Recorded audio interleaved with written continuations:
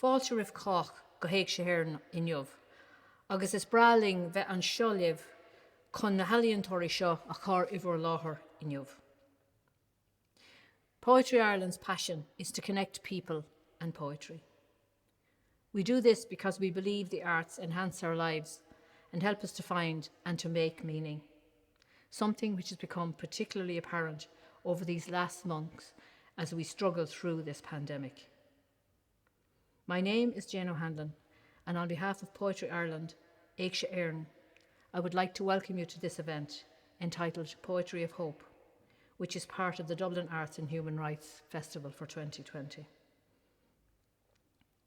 Poetry Ireland would like to thank the artists you will hear from this evening for their support for the festival and for their highlighting of the voices of hope, courage and resilience, which foregrounds the link between the arts and civil society. I will introduce the artists to you, who will give a brief context for their work and then read and present their pieces. Then Poetry Ireland's Poet-in-Residence, Anne Cullen, will conclude proceedings by weaving the threads of the various presentations together for us. Our readers this evening are poet and Poet-in-Residence, Anne Cullen, spoken word artist Jeff Finan, artist Sarika Fox, poet agus laureate na Nóg Onyani Lynn, poet Maria McManus, and writer Leah Mills. Anne Cullen is Poet-in-Residence at Poetry Ireland. She's a poet, a songwriter and a children's writer. As our inaugural Poet-in-Residence, Catherine has been busy devising daily and weekly poetry prompts and running projects to help people through the isolation and challenging times we're experiencing during this lockdown and beyond. You can follow Anne on Twitter at @TarryAtHome. Jeff Finan is a performance poet and was the writer-in-residence for Dublin City Council for the Dublin North West area in the summers of 2018 and 2019, and he's currently lecturing on the Voices from the Margins module in NCAD. He was recently commissioned, as part of the First Fortnight Festival, to write his most recent piece, Gloak, which he presents here tonight, after working with the travelling community. Sarika Fox is a poet, actor and facilitator. She is working with women in addiction recovery in Blanchardstown on a project called Amplify, and she has most recently worked as a facilitator on The Bed for Corja Arts Festival, Sligo 2020, a project by young artists which is available on YouTube. This project was mentored by Palestinian poet and activist Rafif Zaida. Sarika urges everyone to follow MASI, the movement of asylum seekers in Ireland. Bhuailm fáilte a chur ribh na fillí go léir agus go háirithe do Onyani Lynn, laureate na Nóg. Anya is an Irish language poet as well as a children's writer. To date, she has published 31 books, 5 collections of poetry for adults, and 26 books for children, which includes poetry, novels, and stories for younger readers, as well as drama. In May 2020, she was appointed Laureate na Nóg, or Children's Laureate. The poem she is reading this evening won the 2020 Strokestown Award. Maria McManus is a poet. She has collaborated extensively with composers, choreographers and dancers. Her most recent collection, Available Light, is published by Ireland House, and she is the artistic director of that most democratic of projects, the Poetry Jukebox, which brings poetry to people. Leah Mills writes novels, short stories, essays, and an occasional blog. Her most recent novel, Fallen, was the Dublin Belfast Two Cities One Book selection in 2016. She is chair of the board of Irish Pen na hÉireann, which defends writers and reading. And now I would invite you to sit back and to listen to our 6 artists as they present their work to you. My name is Anne Cullen, and I'm a poet, songwriter and children's writer. Over many years of writing, I have tried to advocate for, to highlight and sometimes campaign for various causes often I've written about women who were incarcerated in the Magdalen laundries in Ireland, and about women who died because the policies in our hospitals didn't prioritise their care. I've also been a member of PalFest Ireland, trying to amplify the voices of Palestinian artists who are often not heard, and I've written about homelessness and policies that victimise people who already are vulnerable in our society. I suppose what I try to do when I'm writing about causes is I try to tell stories that people can identify with and understand, and that personalise those ideas. I'm going to read two poems today. The first one is a true story that happened a couple of years ago along the Royal Canal in Dublin, when Waterways Ireland introduced a very inhumane policy. The poem opens with a quote from Revelations, which is a book in the Bible, and it's a book really about the end of the world. But this poem is about the end of one woman's world when she came face to face with this policy. And the poem is called Flood. And the serpent poured water like a river out of his mouth after the woman, so that he might cause her to be swept away with the flood. But the earth helped the woman. The earth opened its mouth and drank up the river which the dragon poured out of his mouth. That's the quote from Revelations 12:15-17. While the barman joked, "Have you no homes to go to?" she went down to the Royal Canal and swaddled herself in a damp blanket under Bin's Bridge. Through the fabric she felt the prick of the staple, found the pinned note, mouthed the words in the fractured light. You unlawfully entered onto these lands and set up an encampment. You are trespassing on the banks of the canal, which is a public amenity. We call on you to vacate with your tents and belongings. Unless you comply, we will ask the Gardaí to take action. By the Royal Canal, without sovereignty, she sank down and wept, where she had pitched her tents and made her songs, for she had no home to go to. And they flooded the walkway under Bin's Bridge, so she might float out of sight on the holed boat of her dreams. Earth, are you there to open your mouth and drink the flood? So that's my poem, Flood. The second poem I'm going to read is one I wrote for PalFest Ireland's Arts Festival a couple of years ago. The poem is really about using art as an act of solidarity. It's a small act of solidarity with people who are in trouble, but hopefully when enough artists come together, it has some effect. The poem is called Paper Boats. I fold my poems into boats to hazard your shore, an origami flotilla bobbing towards the occupation. Between the creases, some words are legible. Resistance on the sail, defiance on the flag. And when the gunships spot the word freedom rushing the coast, their shells will rupture my fleet.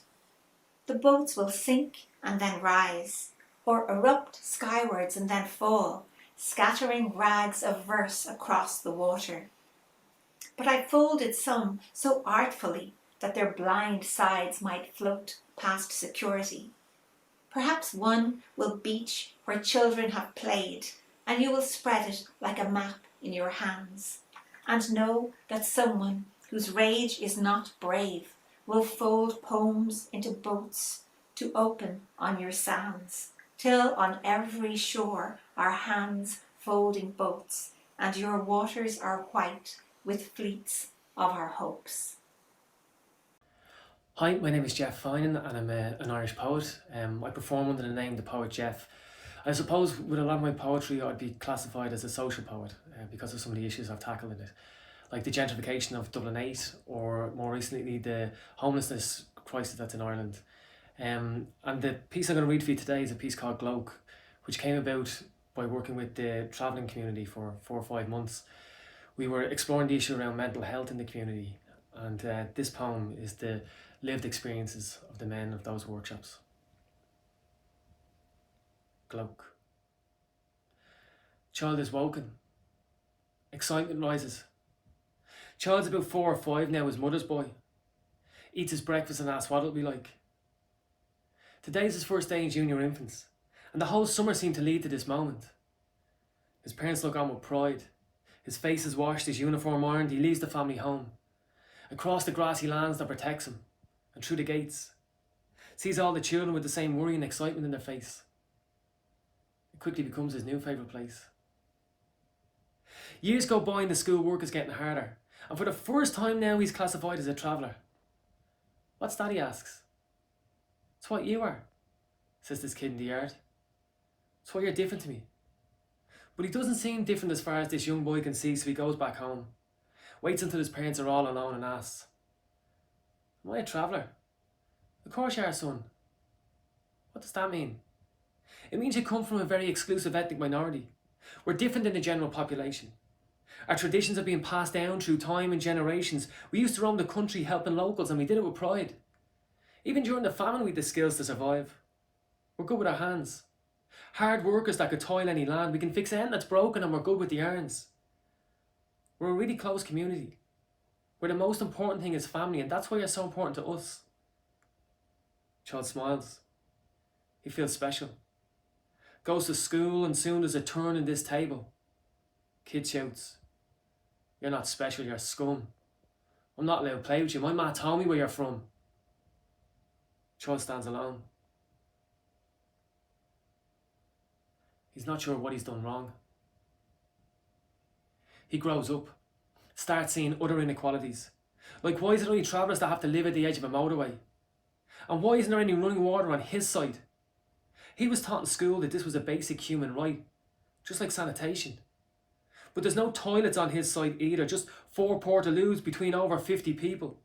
If this happened to anywhere else in Ireland, it'd be classified as evil. So why is it alright for travellers? His grandfather blames the politicians. Says it's them who promoted this vile segregation. Teaches him of the 1963 Commission. How Haughey labelled the forced settling of travellers as the final solution. Taught him how it's people outside that strive to make him different. That's why they insult with names like pikey, knacker, itinerant. That's why he's stuck between a motorway and a wasteland. A wasted land of barren land separated by spiked railings on either side so travellers understand that they're not welcome here. That's why travellers feature last when it comes to public planning. Even though there's mass overcrowding. Why the council's funds for travellers are given back almost every single time. That's not why no one listened after the flames of the tragedy at Carrick Mines. It's why some politicians have celebrated when they've kept travellers out. If you don't believe it, just look at Dublin South, or check around the country and listen to the words that come from some politicians, and even judges' mouths. Beasts. Neanderthals. How is this allowed? Hate speech at any other time is called out, but not now. His father teaches him that it didn't start here. See, you don't have to go back many years to see schoolyards divided with a yellow line. Most of the school playing normally and travellers separated on the other side. Or special classes for travellers. And it didn't matter whether the child was doing well in school at the time. Segregation. That slowly seeps into the subconscious mind of a nation. And lifetime of clear divides that make sure you don't rise above your station. He's angry now. He feels more isolated. Why is his birth a reason for hatred? Grows older. Reads as much as he can. Educates himself. He strives to understand. He reads comment sections online. Sees people blame travellers for drugs and crime and calls them lazy, and this seems crazy. Travellers were always known for their hard work. And yeah, there's crime, but that's across all of society. Why do people only focus on this and not the positive parts of his community? He grows up. Learns he'll have to pretend to be different if he wants equal rights. Travellers are scum. They smash up places and fight. He's never wrecked anywhere in his life. He was brought up with this incredible sense of pride, but having to deny who he is leaves him feeling empty inside. I'm sorry. I don't serve your kind. What? Why? You're a traveller, mate. No, I'm just up from the country for the day. Are you up from the match? Yeah, something like that. These lies of a lifetime hard to comprehend, especially when he's done nothing wrong. They chip away at his self-worth. He's lived a lifetime of pain and a lifetime of hurt. All he ever wanted was to be accepted, but nothing in this life has ever let him. He feels segregated, castigated, degraded and hated. Even parts of his own government seem to be okay with this. What is there to hope for when there's no hope left? How can you see the light when your whole life has been spent in darkness? Years later, a study's done, comparing travellers to the general population, shows that suicide is 7 times more prevalent in traveller men and 5 times more in women. Some people start to take notice. They want to know how it's come to this. He's brought in front of them. They ask him for reasons. He stands there quietly, says he doesn't have all the answers. All he has is this story. Thank you. Hello, my name is Sarika Fox, and I'll be reading 2 poems for you today. The first one was written for the Hawkswell Sligo's Come Together project earlier this year, and it's dedicated to the friends that are in it. It's called Ireland May 2020. A woman in a shop in Blanchardstown, still working, reads the roadmap out of lockdown and smiles. A Dublin nurse pulls on her flimsy armour, not knowing if she's safe, terrified she'll bring it home. Goes and does it anyway. Waiting for papers in Sligo, biding her time on the front line. All hands on deck, she said. In her head, the purple of Ferrari Jacaranda, and the rest. Beagie Cune, as 2 young mothers fill backpacks with baby food in a Carrick and Shannon car park to smuggle past the manager who won't allow food in their rooms. In Daniel O'Connell country, locked in a dirty hotel, a woman, afraid to put her baby down, hoists both of their futures on her back instead and paints a banner. Move us out, it says. She hangs it from her Kerry window ledge. A beaded purse from Palestine is being restitched, steadfast, with love and loss in Laytown. An old stove, brought on a sinking boat from Kurdistan, made it to Greece, survived the camps, is lit again in Leitrim, to bake bread so thin and delicate it glows like a translucent moon. In Clonakilty, the memory of the protection interview, trauma compounded by not being believed, made one side of your face go dead. Looking in the mirror, willing your body back to strength, because you're here now, and you have a baby to protect. A woman battling addiction remembers the sound of her own laughter, and the laughter of her kids. Swears they'll never suffer going into care, like she did. A rape survivor, detached from her body on another frozen day, tries to convince her soul that it's safe to come home. And it isn't yet. Picks up a pen. To the people mulling forming government, those words, protection, care, a home.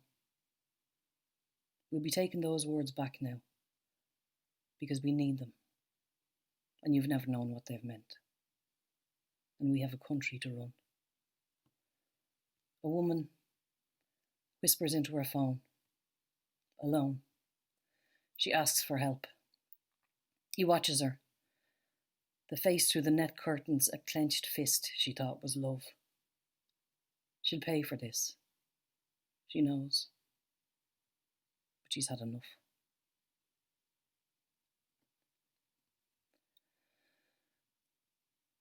The next poem I'm going to read for you is called Remember the Road. And it was written after discovering the existence of people called runners, who were young kids who used to repeatedly escape from the industrial schools. They'd be captured and brought back, and they'd escape again. And this is dedicated to anybody who has suffered at the hands of the state, the mother and baby homes, the laundries, and in the industrial schools. It's called Remember the Road.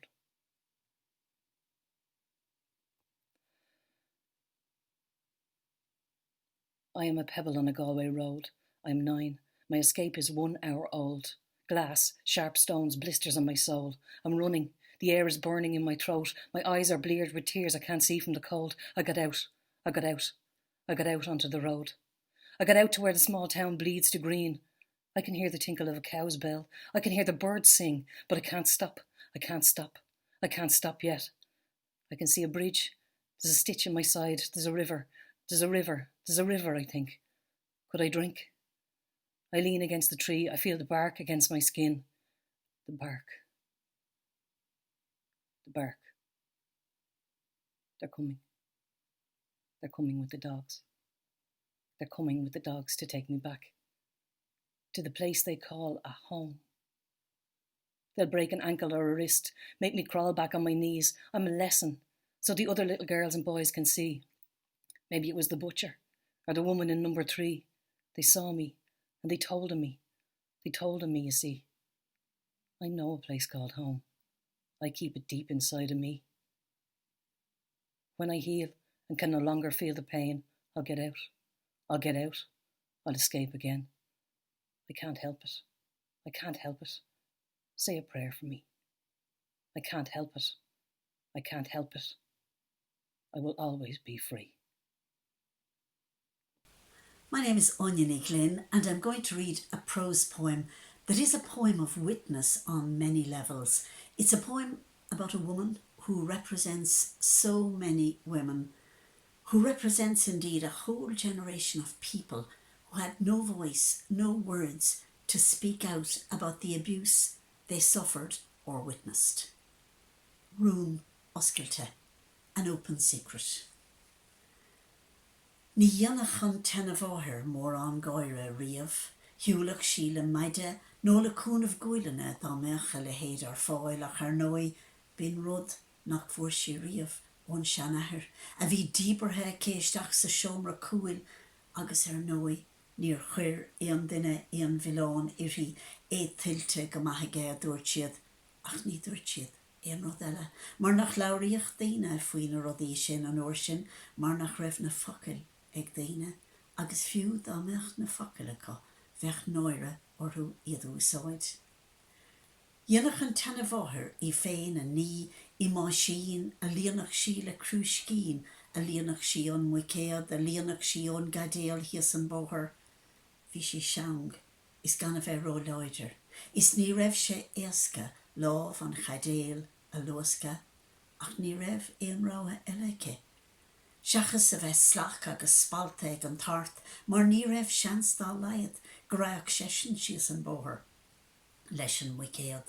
Seachas, dá gceapach sé go mbeadh chalíní óga ag an gadéal, a bhéaltach sé lán na súla bhaint asú nó níos mó mar a meach annach an taon duine bháin.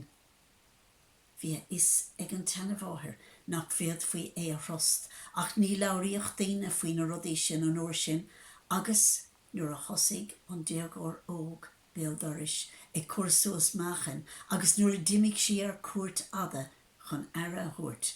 Dantí nar chola éon duine trácht irí riamh ribh sin. Ní dúirt éon duine rud ar bith. Is nuair a tháinig siad a reis, ní dúirt siad tada ach an irid, ach gur tháinig a thathir siúd, sios chuig an seanathair, is gur thug sé buile slúiste dó ar chúl a chin, buile nar bharige ach gur híl go leor gur mhór an trua sin. Ní héach an chalín óg amach mórán na dhéag sin, ach héach chalíní óga eileach mar nar labhair éon duine faoi mar nar bhain den na focail, agus dá bhór sin. Bhí chalíní óga nar chola na focail nar labhraíoch, is níor hiag éon duine go dtí go raibh sé rá dhéanach, is go raibh chalín óg eile ar cuairt chuig antín eile nar cholathes trácht ar hí riamh.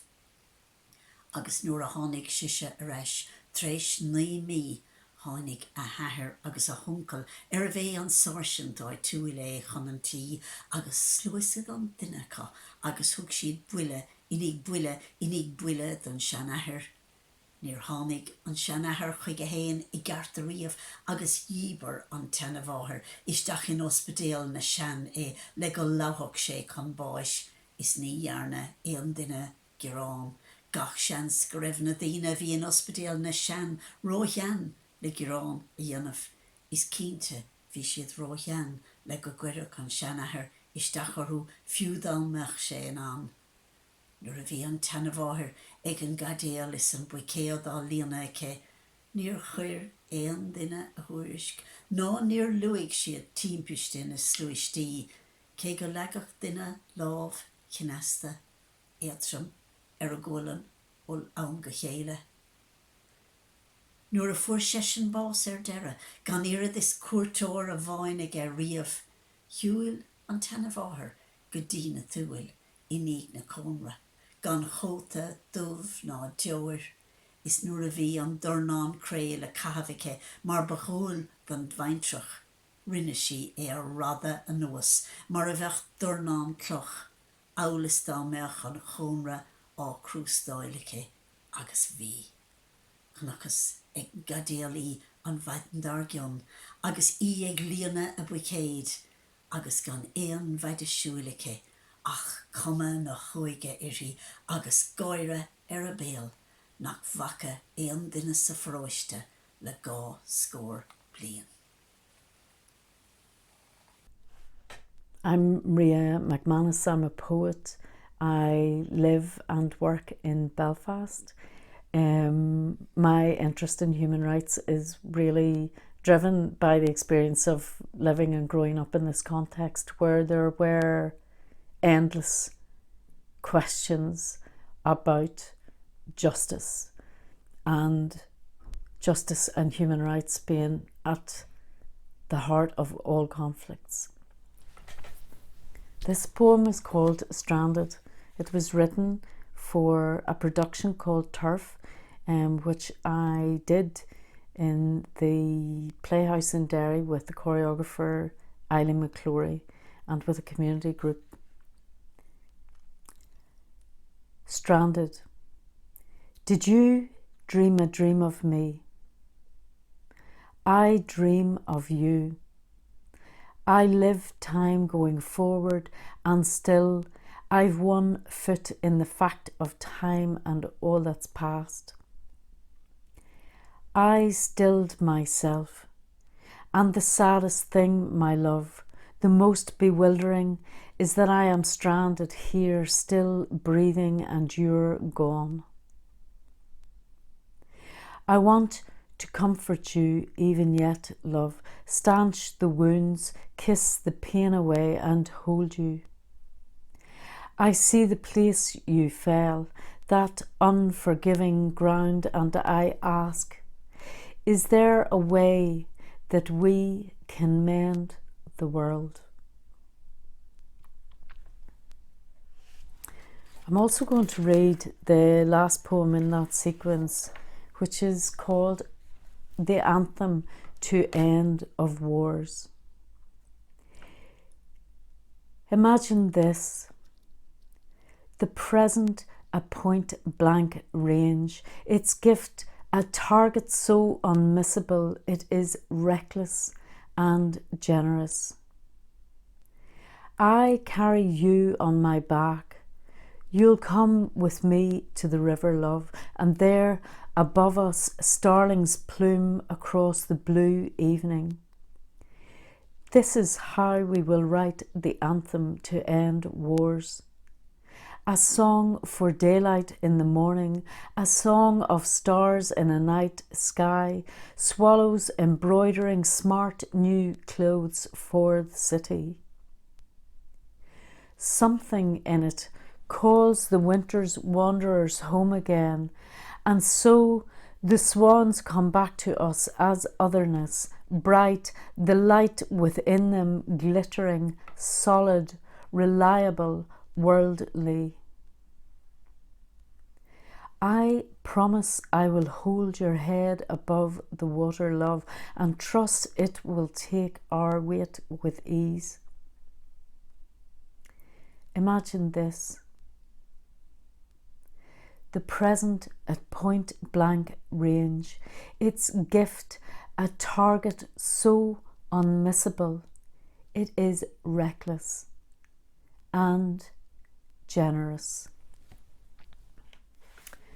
The final poem I'm going to read for you is the closing poem from my most recent collection, Available Light, and it's a poem called Fear, because in the context of challenging injustice, there is often a need for courage and the experience of a great deal of fear in speaking out, speaking back to power, in acting in a way that may provoke the rage of another.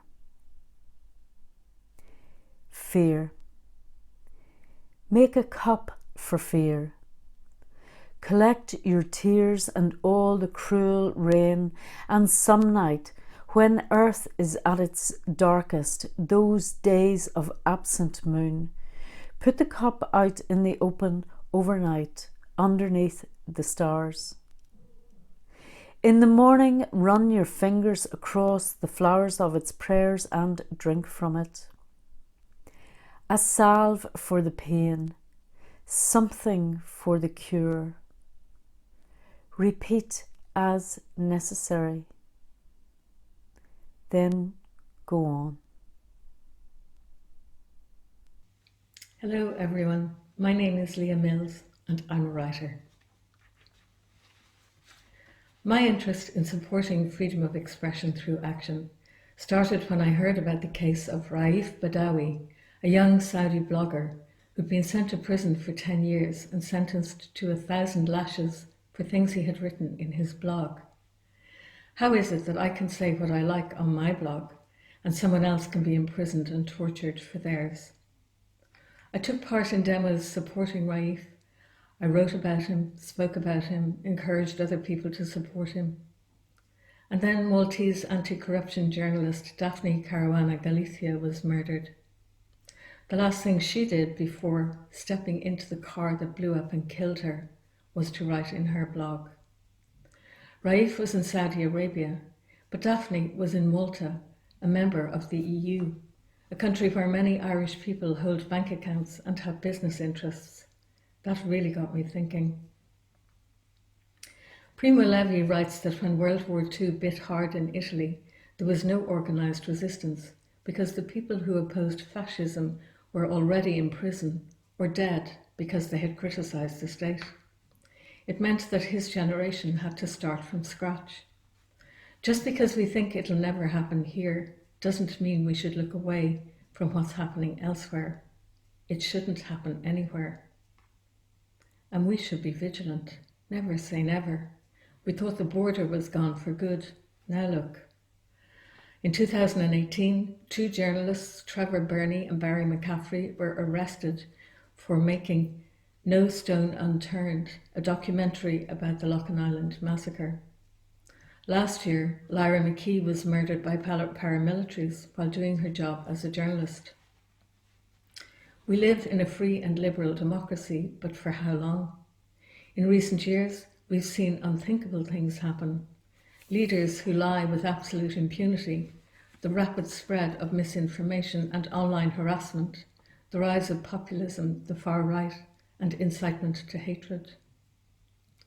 The exploitation, abuse, and erosion of language is a feature of all these things. Language is the most precious resource we have, and its corruption worries me. The need to preserve and defend our human ability to articulate and communicate ideas and to understand one another is as vital as it's under threat, and that's a primary motivator for me as a writer. Language is my medium. I love it, and I worry about all we stand to lose through its degradation. I'll read an extract from an essay I wrote about Kurdish writer and activist Nurjan Baysal with her cooperation for a collection published by Frontline Defenders and Fighting Words. Yes, we still drink coffee. Nurcan, her name means full of light, is a Kurdish human rights activist and writer in Turkey. She's been active in poverty and development issues and in setting up a number of NGOs in the region, working with Kurdish and Turkish intellectuals, activists and academics from different backgrounds towards peace and reconciliation. She's won many awards for her work. She's at risk because her journalism, blogs and other writing focus on human rights and war crimes. So this is from Too Much Silence. Around midnight, one Sunday near the end of January 2018, a sudden explosion of noise shook the front door and the walls of Nurcan Bayzel's home in Diyarbakir, a city in southeastern Turkey.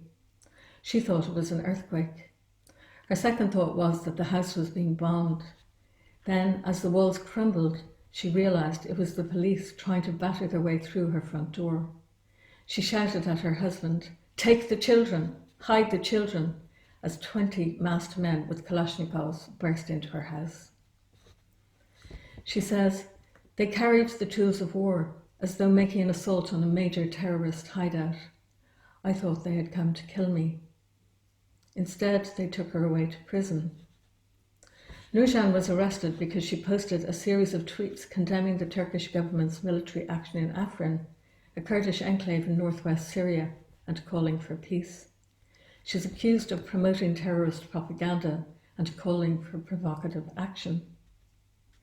Since her arrest, she posted the 5 tweets that got her into trouble on her blog to demonstrate that far from calling for retaliation, they call for a cessation of violence. In one, she retweeted a photograph of a child who'd been killed by a bomb with a message, "Those who want war, look at this picture. This child died." In another tweet, she called the government out on the codename they gave their military campaign, Operation Olive Branch. What are coming from tanks are not olive branches, they are bombs. When they drop, people are dying. Lives are ending. Her blog post continues, "As you can see, these tweets do not contain terrorist propaganda, and I did not call for, nor am I calling for, provocative action or violence. The tweets demonstrate that I'm against war and death, and yes, I criticise the policies of the Turkish government." Hundreds of people turned out and sat in the streets to protest her arrest. There were mass protests on social media. These were not only members of the Kurdish party, but people from across the political spectrum, even some right-wing people, she says. They were afraid for her, afraid of what might happen to her in prison. Almost 600 people were detained in the same month, but she was released after 3 days pending a future trial. She believes the authorities let her go because so many people protested her arrest. That, in combination with the level of international concern, made her case more visible than most. One organisation that campaigns for responsible freedom of expression is PEN International. I'm currently chair of a steering group that's about to relaunch Irish PEN, PEN na hÉireann, on the 15th of November, the day of the imprisoned writer. Please consider joining us. Thank you. Catherine Anne Cullen here again, this time speaking to you from Poetry Ireland, where we hope to welcome you all back before too long. It's very important to us here at Poetry Ireland to take part in the Dublin Arts and Human Rights Festival. In the course of this Poetry of Witness event, we've heard Irish writers express their solidarity with writers at home and abroad whose livelihoods and whose lives have been lost and whose freedom of speech has been threatened or taken away. We've heard poets presenting their work about the long resonance of injustices in Northern Ireland and about the human rights at the heart of conflict. And we've also heard about the ingrained discrimination against Irish travellers, which has affected the mental health of many people in that community. We've heard about how people ignored the abuse of young women and children in their own homes and their communities and in the industrial schools, and again the long legacy of those abuses. We've heard of the erosion of language as a propaganda tool, and how we need to take words back, words like home and protection, so they have real meaning. We've also heard how artists try to challenge repressive regimes with their work, and how in doing that they challenge their own fears and try to make space for hope. As our laureate na Nóg Onyani Lynn said in her powerful piece, Ní dúirt aon duine rud ar bith. Nobody said anything. As writers, it's our work to say something and to bear witness. Thank you for joining us today. You'll find more poetry events at poetryireland.ie. But in the meantime, from all the writers today, Sarika Fox, Jeff Finan, Maria McManus, Leah Mills, Onyani Lynn, agus Catherine Anne Cullen. Slán agus go dté sibh slán. Goodbye and stay safe.